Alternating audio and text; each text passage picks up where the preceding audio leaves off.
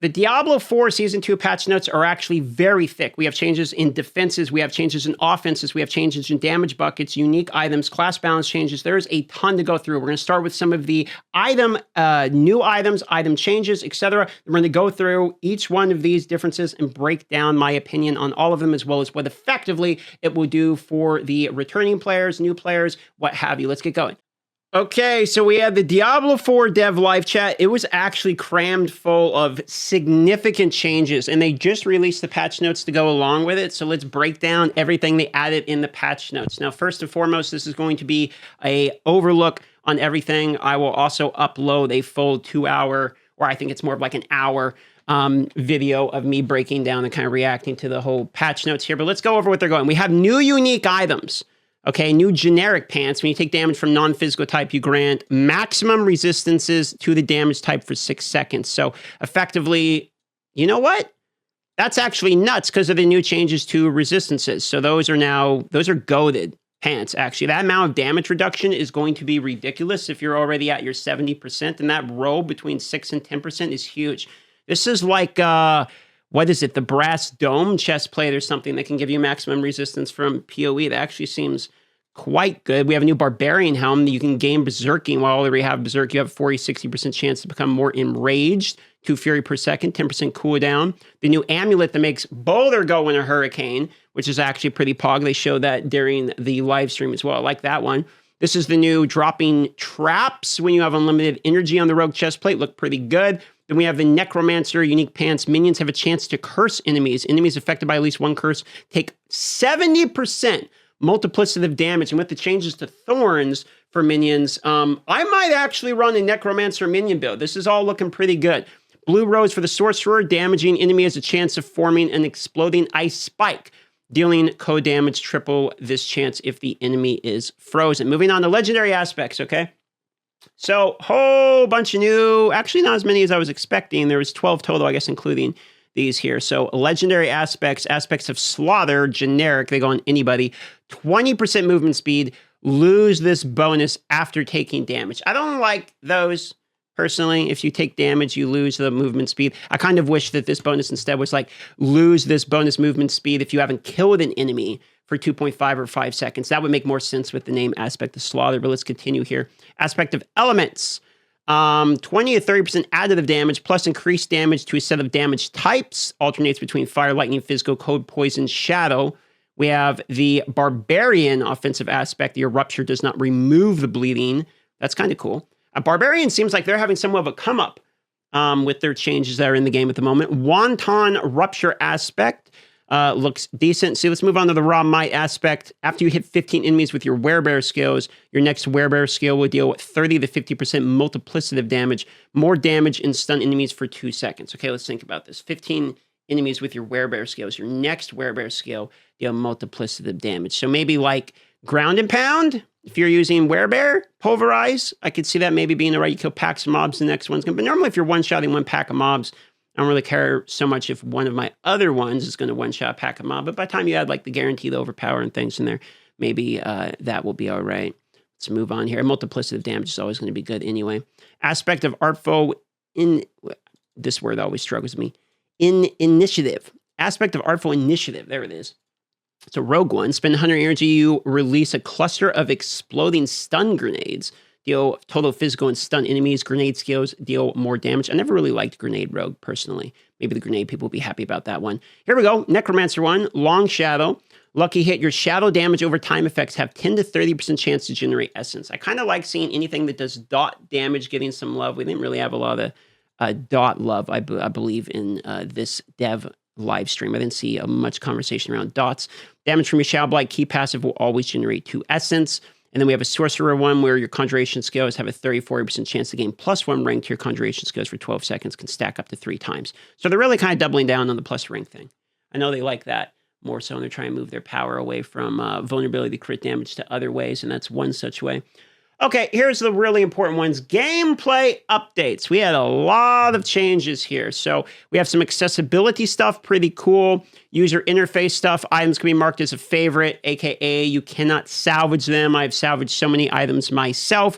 Items and stash can be marked as junk and favorite. You can now search the stash. So we have some like pretty banger quality of life changes here. Stuff that in my opinion is more like should have been there in launch. But you know what? I'll take it now because it's good. Sell all junk option will now only sell junk in the active inventory. No way. Junk sells junk and not stuff that we didn't mark as junk. Love that. Extracted aspects with the same legendary powers will now be grouped together. So we have some inventory management type of stuff here. No problem. Dungeons that have active whispers will now display them. Before it used to be that if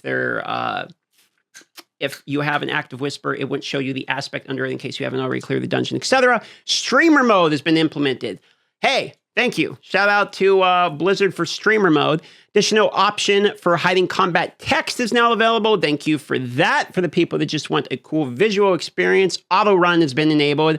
Wait a minute. Auto run's been enabled. When pressing the bound key button, the player will continuously move in the direction their cursor is facing. Okay. Anyway, that's kind of nice. I wonder if this works with a horse as well. Probably. Added in-game announcement for upcoming world boss spawns. That one seems like that definitely should have been there. Visual effects of the map to denote active hell tides now also shown on the mini-map. That is nice. Mini-map has been zoomed out to display a wider area. Can we also zoom out our camera to display a wider area, please? 3 new icons have been added for the Helltide chests, so we can differentiate between them without going to a third-party website. 2 additional character slots, so people that have fully maxed out their characters, shout out to our boy Rax, then you actually have a couple of spots left available to actually make new characters. Moving on to items here. Enchant cost is now determined by a coefficient of base item power plus the item type instead of the item sale value. For rare items, this would generally result in a higher initial cost, but subsequent enchanting will continue to escalate at significantly reduced rate than prior. Enchanting costs will be generally reduced across the board for legendary items. This is good because it's pretty quick to break an item when it comes to cost. So let's continue. For example, when enchanting a rare prior to the Season of the Blood, we have 54, the 282, the 338, and now it goes 64, the 120. This is ramping way less. Love that. Good change. Enchanting a legendary wand with 800 base item power was 164, now 72. This is less than half the cost. That is a buff for the players. Additionally, imprinting, adding sockets, or upgrading will no longer increase enchant cost. Thank you. There was some weird min-max stuff of like, okay, roll it first before you do anything with it, which was stupid. This is a much better way that your ignorance can't really punish you as much. I actually quite like that. These are W changes. Moving along, gems will no longer drop from regular sources. Instead can be crafted at the jeweler. So this is the equivalent of a gem bag. Basically, they are now fragments, which will allow you to have better inventory space. Moving on, overall drop rate of elixirs has been reduced, so you'll get less of them. This is probably because elixirs are becoming more powerful. They're now going to raise your maximum resistance, and resistance is actually very strong, as we talk about here, just going into the future. Whisper caches will now always only reward items of the specified equipment slot instead of having a chance to include a random item of any equipment slot. The drop chance of scroll escape has been reduced. Wait, hold on. I want to read this whisper cache again. Okay, so whisper caches are better for target farming. The drop chance of scroll escape has been reduced, but then now they do auto-use on disconnect, which makes them better. Fiend Roses and Forgotten Souls no longer required to upgrade non-sacred or ancestral items. Thank you. So that is a small buff for early in the game. Item power ranges from Sacred and Ancestors have been adjusted. So what is this? Sacreds now go up by 30. Ancestral now goes up by 105 in terms of the ceiling. And the floor of the Ancestral is now increased to 780 as well, effectively making the lowest Ancestral still better than the highest Sacred. This would make sense. I like that. Moving on, level scaling. Sacred 625, 700, 627, 702, at 70 goes 655, 730. So as you increase your level, so will you be increasing the item power of the monsters. There you go. You can see these level breakdowns here. So at level 100, you go 830 all the way to 925. And post level 100, it's 831, 925. Level 102, 832, 925. I'm not sure what they mean by post level 100. For monster drops. Okay, so this That's what's going on here for a moment. For a second, I was like, did they take like the Cyvalus suggestion here and do this with your power level? But I didn't see monsters. Effectively, higher monsters you kill, the better gear you get, aka farming the higher tier nightmare dungeons increase the overall floor quality of the gear you will receive. So it gives you a reason to do that. I like that. Moving on, acquisition rate of forgotten souls have been adjusted. Salvaging a sacred item has a chance, 5% chance to grant forgotten soul. Ancestral is a 10% chance to get a forgotten soul. This doesn't seem like it's just legendaries. I like that. So this is actually acquirable. Two-handed weapons can grant 2 forgotten souls from salvage. All other equipments can grant 1. I'm assuming this is for rares as well, or is this only legendaries? Let's see. Forgotten souls can become much easier to get in Season Malignant. Helltide was designed to be a primary source, but being able to acquire them through other means incentivize players from doing Helltide. Correct. I haven't set foot in Helltide since this change. We want to encourage players to participate in Helltide more, but do not want to completely shut down alternate sources of forgotten souls. We have broadened the types of the grant forgotten souls when salvaged, but decrease the drop rate. Previously, only weapons could provide them when salvaged, but it was a guarantee. I'm assuming this is legendary. They don't mention it, just says item, but I'm assuming they mean a legendary item. I would assume. Let's continue here. The following loot adjustments have been implemented per tier. World tiers 1 and 2 unchanged. World tier 3, only legendary, unique, uber, unique, and sacred rare items would drop. So uber unique confirmed world tier 3. Players will instead receive additional crafting resources. Okay, like that. You get crafting resources. Only legendary, unique, uber unique, and ancestral rares will receive additional crafting resources, aka world tier 4. You're no longer getting sacreds. They mentioned this in the first live stream. Go drop rates have been increased in world tier 3 and 4 to balance out these changes, which I like that. And this mixed with the fact that enchanting costs should factually be down means gold is better for the player. And we can reset Paragon boards more efficiently now, which means people will be doing it more often, which means you're going to want more gold. So that seems like a good change. Let's continue here. Dungeons. You can now teleport inside of the dungeon. Nightmare sigils will be rewarded upon completing the dungeon instead of only after defeating the final boss. Monsters in Season of Blood will spawn sooner to the entrance. This is meant to help reduce the amount of walking needed. Love that.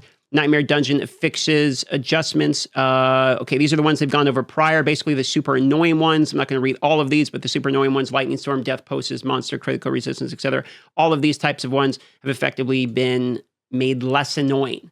We have broken down this prior. Glyph experience has been increased across the board with a significant increase at earlier tiers. Overall glyph experience across all tiers is up 19%. So about a fifth faster, but a significant increase at earlier tiers is nice because before you would have to spam a lot of the early ones if you weren't strong enough to do the higher Nightmare Dungeon tiers yet. So hopefully you actually get some meaningful changes by time you are still in World Tier 3, etc. So love that. And also with new Paragon glyphs to actually level, getting more experience for them would make sense. Let us go ahead and continue here. Many dungeons have received visual updates and layout improvements. Effectively, they're trying to stop backtracking yet again. This is still a conversational point. In-game activities. Now, we've talked about this in prior, but Legion events are more often, and Legion events will now also give you crafting materials you're going to need for the new bosses. World bosses spawn more commonly, almost twice as common, from 6 hours to 3.5 hours as well. Also, I want to mention this real quick. The Legion event XP increase has been increased by 75%. 3/4 of an increase there for Legion events. Legion events are already kind of decent. I mean, I don't think people actually do them, but I liked doing them, and they had an XP bonus you get from the campfire. That would be there at the start, so this is nice. Legion events getting buffed for me is a W because it's kind of cool to see all the players come together to try to do something. I like overworld events, make the world seem alive, so reasons for the players to come together seems like a thematic W for me. We've talked about the world boss changes already, but effectively they are more common, better rewards as well, and then they are more difficult. So that is effectively what's going on there. Silent chests can now spawn in areas where Helltide is active. Tier for the Nightmare Sigil reward from the Whisper Cache will always be within 5 levels of the highest level Nightmare dungeon you have completed. Effectively, they're not going to give you trash ones when you're at like a way up tier. They're not going to give you ones for a way down tier. They're going to keep you within the tier you are completing in order to actually make them usable instead of just having to salvage them. Various quality of life updates. Whisper Caches will now significantly more gold and increased gem fragments. So whispers are supposed to be better because we're going to need to do both whispers as well as Legion events if you want to do new bosses. Moving on here, mounts. Now we know that they basically made mounts significantly better, or at least they're supposed to be, because the responsiveness of it is up, less likely to get stuck. The jumping is going to be more consistent. How you can jump the gaps, but it's kind of annoying. That's supposed to be better.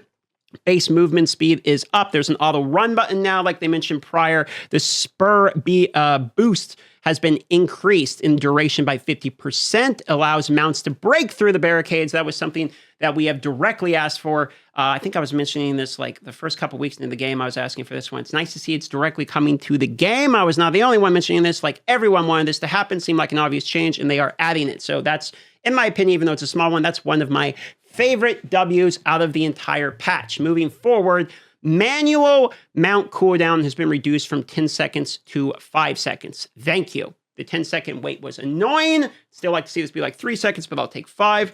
Cooldown appearing after you've been forced to dismount from 30, which felt like an eternity, to 15. I'm okay with a little bit of punishment for being forcibly dismounted. Cooldown for the mount combat skill has been reduced from 10 to 3 seconds, which is interesting because some of those are actually okay. It's just they're not very common, so you can't really use them in a viable manner. Let us continue here. And also the cooldown being 3 seconds while the manual is 5 means this will always be up anytime you manually dismount. Let's continue here. Town adjustments and occultist to set up shop near the Tree of Whispers. So effectively, I remember they were mentioning this. They want to have stashes, waypoints. They're trying to make it easier to navigate the map by adding more waypoints. You can see Dry Steps, Fractured Peaks, Hauser, Kazakhstan, I always mess up this one, Skosglen. All of these are getting new waypoint locations, additional stashes, and an occultist. So we're getting a little bit easier of setup so we don't have to like kind of run around the map as much to do everything there. Monsters. This is one of the other changes they mentioned here. All monsters and bosses across the game have been rebalanced around all the other changes slated for this season of the Blood. Again, this is October 17th to ensure the overall difficulty of the game does not drastically change. So level of scaling has been once again changed. They're going to scale with the player level with a minimum and maximum level determined by the world tier. So you can see 1 to 50 in world tier 1, 55 to 70 in 3, and then 75 to 100 in tier 4. This means if you want the higher item power gear and the higher item power ceiling, you're going to need to continue to move forward in the world tiers to get that better gear, as you cannot have a maximum of like level 100 or whatever in world tier 3, etc. Same thing. You're going to go 1 to 2 to 3 to 4 if you're playing standard, or 2 to 3 to 4, depending upon how you're going to do it. Not really any change in what you're going to be doing, just some change in the numbers there. We have generally reduced the evasiveness of many monsters like that. Don't know what that means, though. The cooldown for teleport cast by night monsters have been increased, and the range has been decrease. So teleport night monsters are the ones that I think from off map can go like boom and then teleport right on top of you, and you get one shot and you have no idea what just happened because you didn't see them anyway. Spider host code explosion now chills instead of freezes. Yep. So you could get straight up CC'd and then get gatted by the spider host. The bloated corpse death explosion no longer has a knockback. Spider host blow corpse. So they're dealing with some of the annoying shit. Like some of these death explosion code enchant type of stuff. They're trying to make less annoying. And the Seething Abomination's ground slam ability now also spawns a poison pool under the player. This boss is the one that kind of looks kind of weird and like punches the ground and makes those pools come up. Now one goes under the player. Ghost monsters have received a visual upgrade. Nothing major there. Experience updates. Experience now grants a bonus, or instances, I should say, now grant a bonus to experience, and they persist after death. Love this, because this is more things that we can craft in order to min-max experience if we really want to. I never really used instances before, unless I was playing hardcore and trying to push something like a capstone dungeon. So I am actually hyped by that change. This is going to be more bonus experience. I believe the calculation of this is total of 42% more if you're min-maxing everything. Experience gained from killing Higher level monsters have been significantly increased. Example of the value of experience gained from monsters.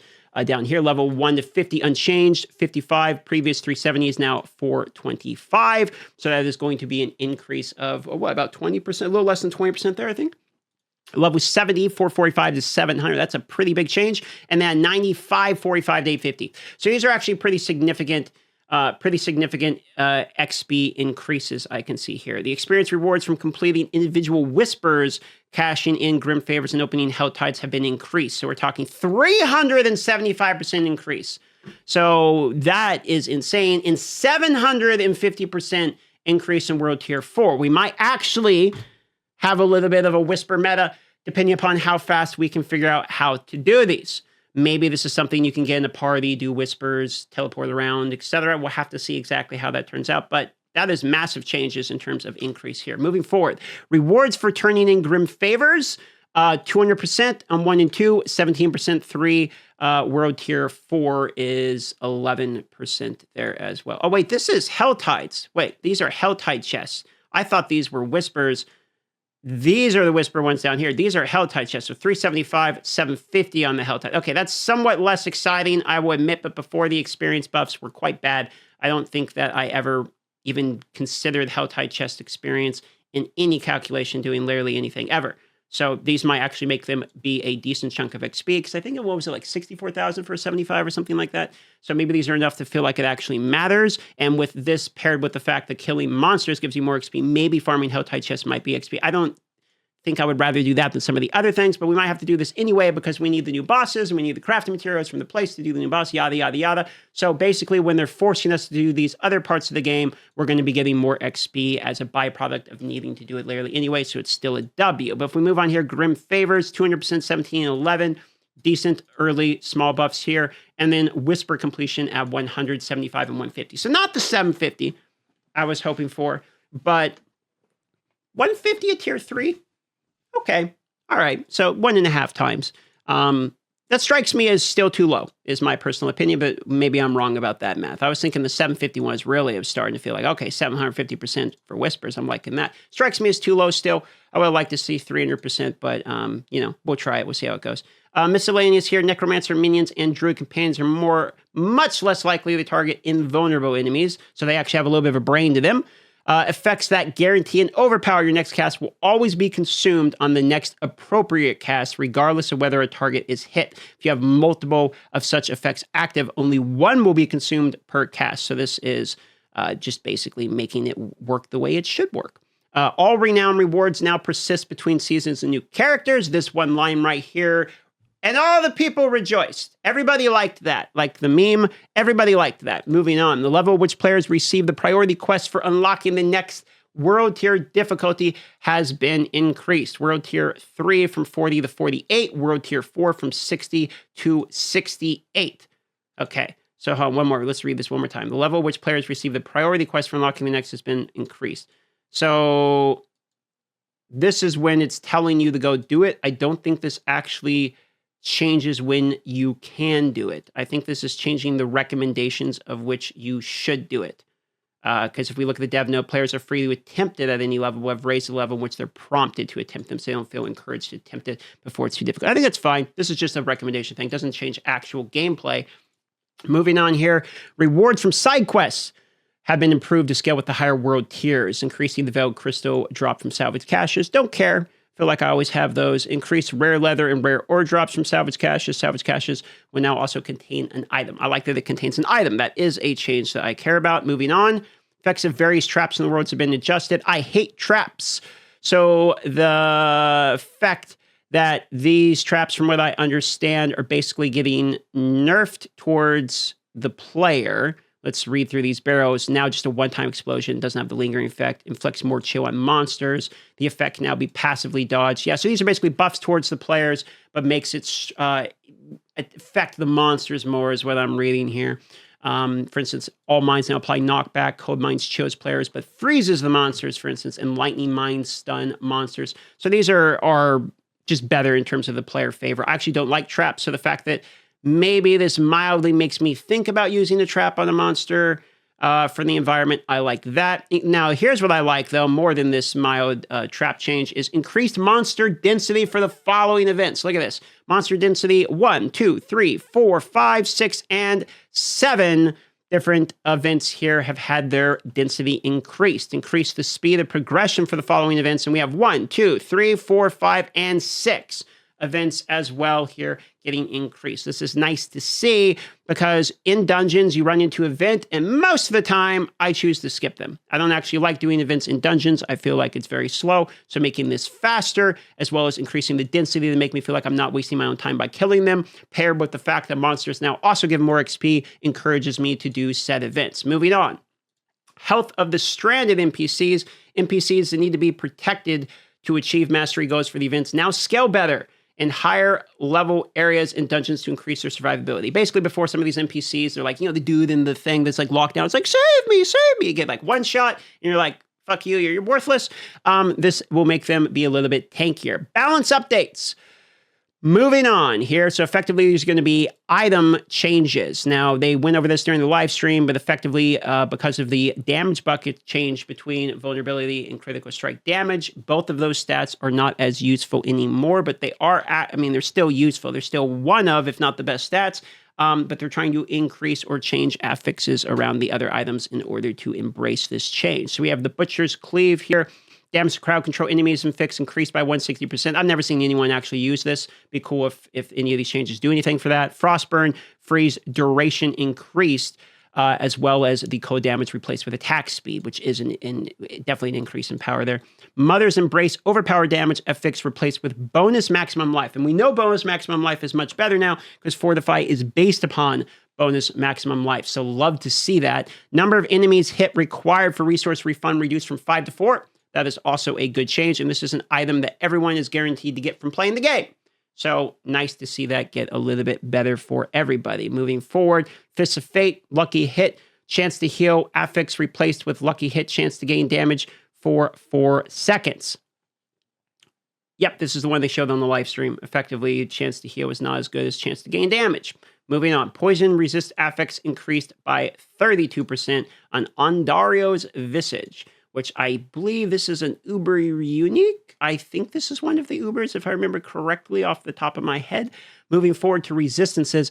Now, effectively, I'm going to break this down because they're going to go over a whole bunch of changes remotely to this. But basically, the way resistances work now is like Path of Exile, Diablo 2. Effectively, if you have 10% resistance, and then you get another item that has 10% resistance, you now have 20% resistance, which means you take 20% less damage. It is effectively working that way, as opposed to you get this diminishing exponential return where you need, ridiculous amounts of resistance to actually literally do anything. And also the items that give resistance, like rings passively, amulets passively, will now give resistance to all. So that way you are actually getting some baseline level resistance. They said they expect people to max out the resistances around level 80. Resistances should now actually matter and feel good in terms of defensive properties should feel good to acquire on items now because they actually do something, both with maximum life, because that will make Fortify better, as well as the resistances. So this is much more like Path of Exile, where, I got maximum life, I got resistances. These are both good stats, and I'm happy to have acquired them.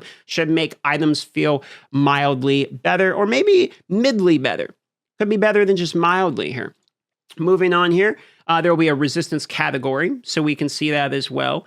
And then World Tiers 3 and 4 applying negative 25 and negative 50% penalty resistance to all elements instead of a multiplier. This is exactly like PoE when you go through the campaign and you get nerfed, your resistances will go down, meaning you will need to continually think about resistances as you're progressing your character. This is actually a good change, in my opinion, and makes resistance relevant throughout the levels. I think it's perfectly acceptable for them to kind of go back and do changes that are D2/PoE oriented, because those are both good games. So it would make sense. And this is also a Diablo game. So I like that, if you're asking me. Single resistance affixes now contribute the maximum value of plus 35 resistance for a fully upgraded normal, 48 for a sacred, and 65 for an ancestral. Now, we know the new maximum cap is 70% resistances, so if you're in your final tier with -50, that means you basically need 120% of resistances in order to be capped out before we talk about going beyond the cap, which will be possible.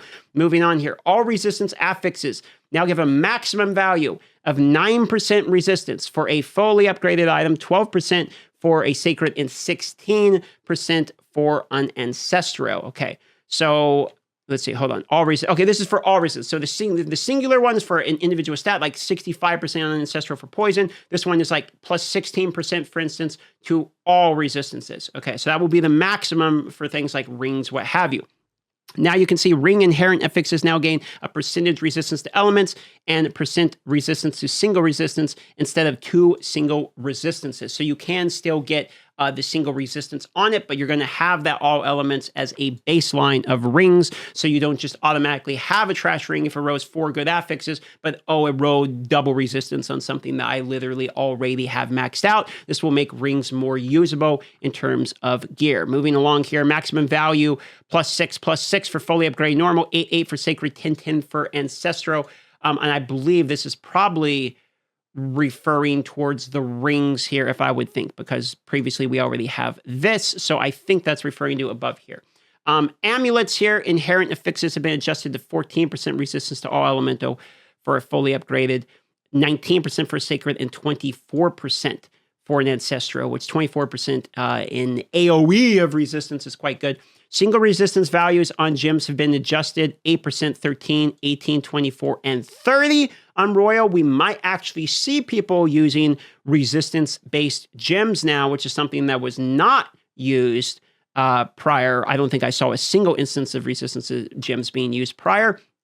And diamonds have been changed as well to be 1, 2, 3, 4, and 5. Capped with Royal. Moving forward here, single resistance Paragon nodes have been adjusted to +10 on Rare, +5 on Magic. The all nodes are 3 and 1.5, whereas the single resistance elixirs have been adjusted to give 10, 15, 20, 25, and 30 bonus resistance. But also, more important now, depending upon the tier of the elixir, it will increase your maximum resistance. So we have 2%, 3%, 4%, 5%, and 6% maximum resistance increase. Now, maximum resistance increase is going to be highly important because if you have 70% resistance, it means you're really taking 30% of the damage, all right? But if you take 6% away from 30% of the damage, you're actually, again, reducing the amount of damage you're taking by 20%. This is effectively ramping, boys. You're ramping, boys. So the more maximum resistance you have, the more impactful it becomes every single percentage of maximum resistance. So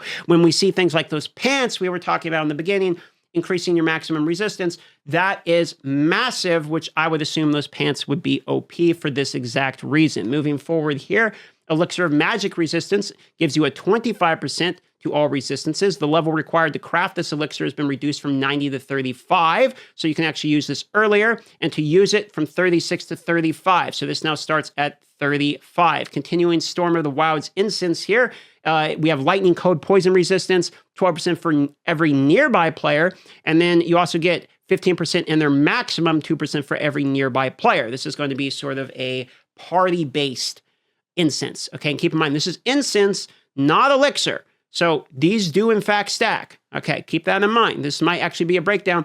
Maximum resistance 2% for every player, right? That's 8% in a full party, 6% single, that's 14% above the cap of 70, which would be 84. Let's say you have the pants with a max row of 10%, that's 94, if I'm doing my math right. Maximum resistance, meaning you're only taking 6% damage off the top.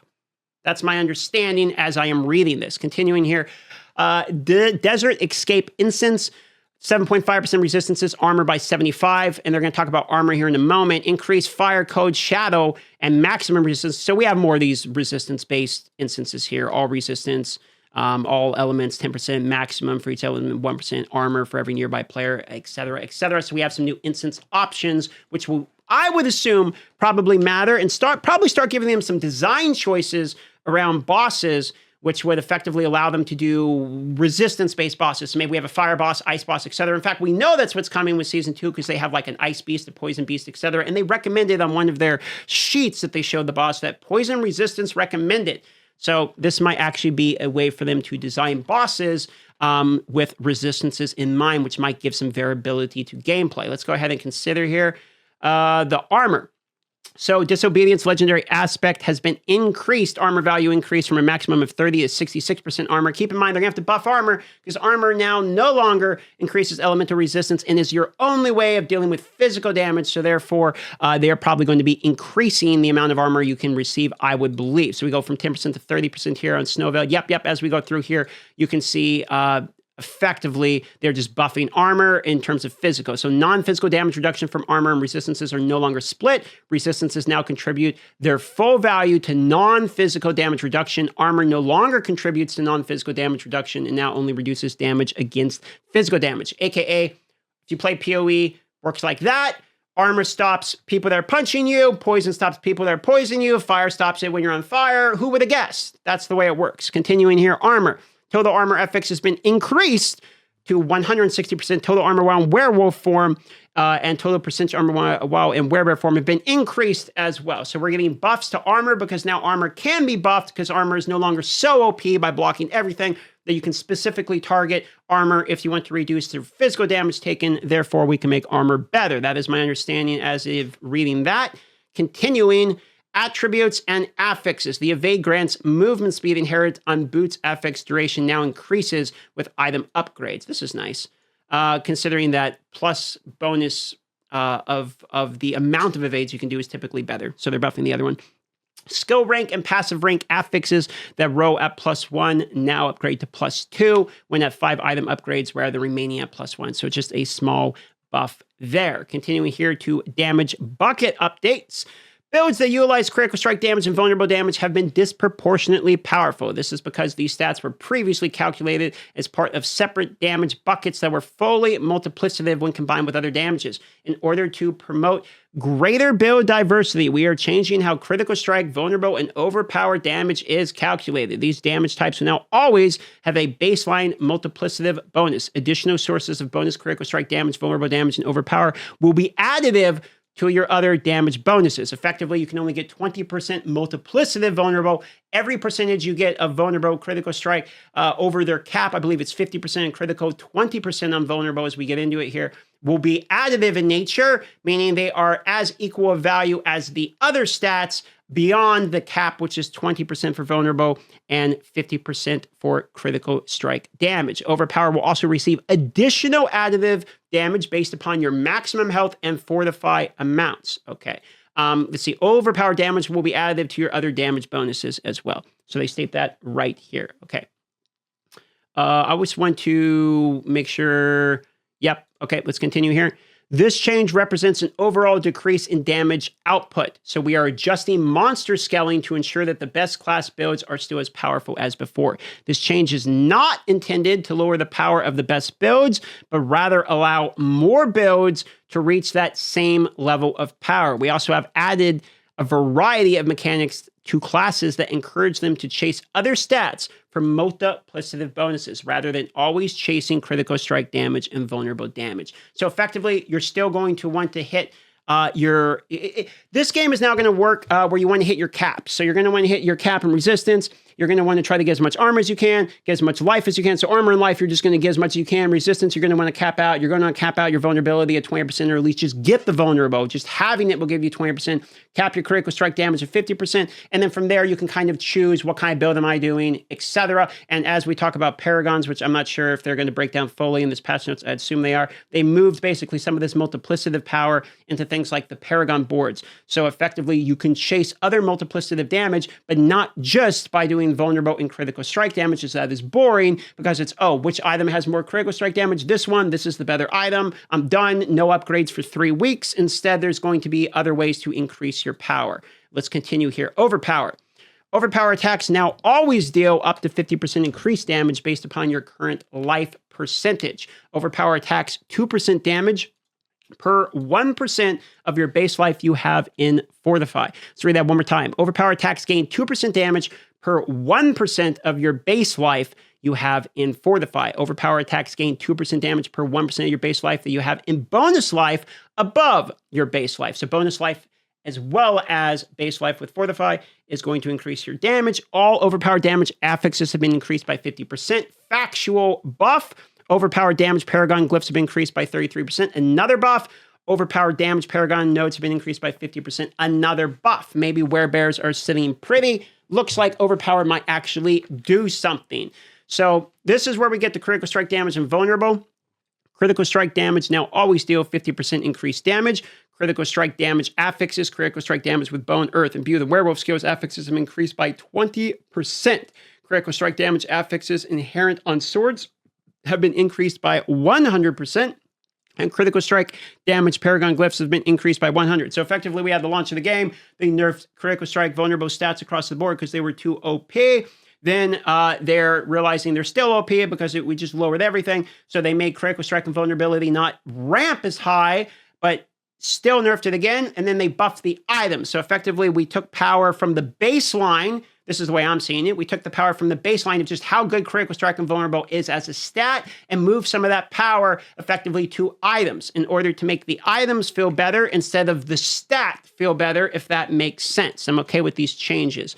Vulnerable here, dealing damage to a vulnerable enemy now always deals 20% increased damage. Vulnerable damage affix has been increased by 40%.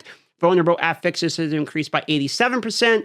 Vulnerable damage Paragon glyphs have been increased by 100%. Now, the one I want to mention here is if you notice the Paragon glyphs are getting massive buffs, which is why I believe that this will focus a little bit more on the Paragon side of things, but there's other multiplicative bonuses they went over in the dev live stream. It seems like they're really trying to make the Paragon board be more impactful, or at least have some more relevancy as compared to just the items. Moving on here. Miscellaneous, the effect of death's defense. So, okay, so I can explain this one. Basically, there's a stat that the Necromancer minions have to make it where they can't get one shot. You can only deal a certain amount of their percentage of life, for instance, 30% of their maximum life in one hit by the enemies. This actually applies not just to Necromancer. They say in the patch notes, but on the live stream, they say this also applies to Druid's companions, for instance. So your minions can no longer get one shot. It's effectively being this change is applied to all minions, is my understanding as of the live stream. Now, there's some class balance changes. I'm not going to go over every single one of these, but effectively, Barbarian's looking like it did pretty good. If you go through the bonus damage, granting while berserking is now multiplicative instead of additive. Anytime you're seeing things that are now multiplicative instead of additive, that is going to be an increase. Fortify amount change from being base life to maximum life, base life to maximum life, base life to maximum life, makes these better for Fortify. Look at this. Maximum damage bonus is now 100% bonus damage for the Supreme Wrath of Berserker. Attack speed increased, healing increased. Mostly buffs from what I can understand looking at the Barbarian, though they did get hit with some mild nerfs. If we continue here with Paragon board, as you look through this one was one of the better changes they showcased during the live stream. Two-handed slashing weapon attacks have an 8% chance to make enemies vulnerable is now each time you make an enemy vulnerable, your damage is increased by 10% for 5 seconds. Overpowering a vulnerable enemy grants an additional 10%. And these are multiplicative, is my understanding. This is another such example of me saying they're trying to move some of the power towards the Paragon boards. You can see Bone Breaker here is every 12 seconds, your next scale is now guaranteed to overpower. You're going to see some overpower things popping up within these class balance changes. Duration increased from 2 to 4 seconds. Some flawless technique, critical strike chance maximum from 5 to 8. Some buffs across the board. Attack speed increased. Fortify amount increased. Weapon swap went from 3 Fury to 4% of your maximum Fury. Hemorrhage here, effective from your bleeding for 3 or more seconds. Take 12%. Multiplicative increase was the previous, is now 15% for the total amount of your damage to vulnerable enemies bonus. And then Blood Rage here, your damage is increased from 25% of your total amount damage while berserking. This is additional functionality, so it's just on the top of it, is my understanding here. Legendary aspects, Ancestral Force. Oh yeah, they showed this one during the live streams, which it goes from the Hammer of the Ancients Quake outwards, dealing 32 to 50% of its damage to enemies, to Hammer of Ancients Quake outwards, and its damage is increased by 5 to 15%. The dev know this. Instead of containing a separate source of damage, this aspect now directly increases the total damage and area effect of Hammer of the Ancients. As we scroll through here, there's quite a bit of changes. I don't think I'm going to go over every single one of these, or this could be a quite lengthy video for the Barbarian, but you're going to see effectively class balance changes around each one of these. We'll probably put these into a separate video to see where the big winners and losers of all of these class balance changes are, so you're welcome to read them all in detail for yourself. But moving on here, Battle Pass updates. Battle Pass Smoldering Ashes tier is now auto-redeem. So you don't have to go in there and click in order to get them. You just have them. Level requirement for Battle Pass Smoldering Ashes have been reduced by 15 levels on average, so it'll be easier to acquire these. 700 platinum, previously 666, can now be acquired from the tier. So they give you slightly more platinum as well. And then we get into bug fixes. And there's going to be a whole lot of bug fixes, and this is another thing that I'm not going to read because there are quite a bit of bug fixes. But overall, my general impression of this patch is there is a significant amount of changes in this patch. There's a significant amount of change. Oh, one thing I do want to look in the bug fixes real quick, because people are mentioning this in the chat, which is that did they fix bulwark? Let us go to Druid here and go Control F, bulwark. There it is. Fixed an issue where innate bulwark scale with the target's health instead of the player's weapon. Yep, there it is. Bulwark was an issue. Bulwark is now dead, confirmed. So, what is the take home from this?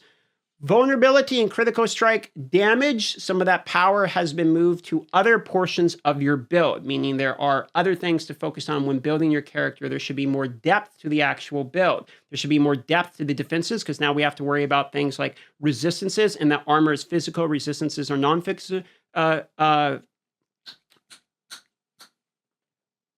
brain just completely blanked. Armor is now physical. Resistances are non-physical, obviously. And then maximum life is now better because Fortify is based upon and recovers based upon your maximum life, not your base life, making Fortify better for people that are running Fortify as well.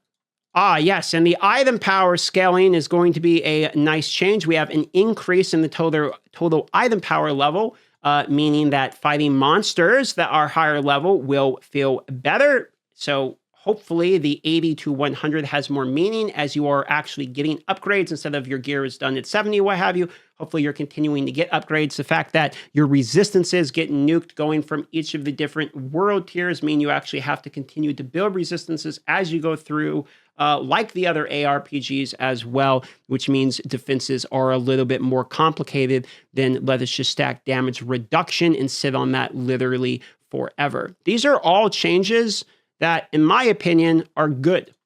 I don't really see anything in here I don't like. These are smart enough. These are smart enough changes because they didn't try to do anything, in my opinion, over the top and new. They went with proven strategies that work in other ARPGs, and that is good. People play other ARPGs. They do not play Diablo 4. So because of that, doing things that other ARPGs, including their previous ARPGs, do is a W for me. The unique item changes, I would say, did feel less impactful than I was hoping after looking through the unique item changes. But I think the part that feels more impactful than I was originally thinking was the increase in experience, the defense changes, the fact that Paragon nodes actually seem more impactful as well, because there's a way to get resistances, etc., through Paragon nodes. So that feels much more like, okay, let me actually think about what I'm doing with my Paragon tree in order to min-max either defenses or offenses in order to get, like, okay, I need resistance in fire, for instance, so I can get that from here, as opposed to just being damage always.